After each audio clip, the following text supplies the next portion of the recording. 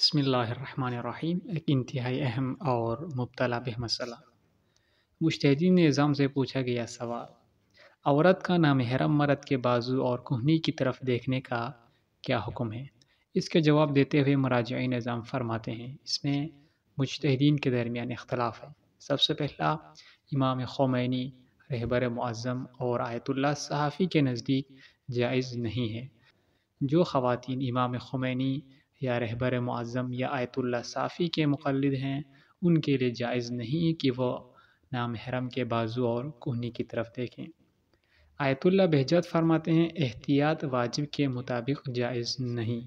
احتیاط واجب میں مکلف کو اختیار حاصل ہے کہ وہ اپنے اس مجتہد کے فتوے پر عمل کر کے اس کو ترک کریں یا کسی عالم کی طرف رجوع کریں۔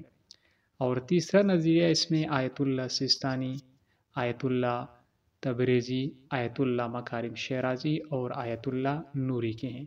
یہ حضرات فرماتے ہیں اگر لذت اور گناہ میں پڑنے کا خوف نہ ہو تو کوئی اشکال نہیں، یعنی جو ان مراجعین کے مقلدین ہیں ان کے لیے اگر گناہ میں پڑنے کا خوف نہ ہو تو اشکال نہیں، لیکن اگر گناہ میں پڑنے کا یا لذت کا خوف ہو تو اس صورت میں ان کے نزدیک بھی جائز نہیں ہے۔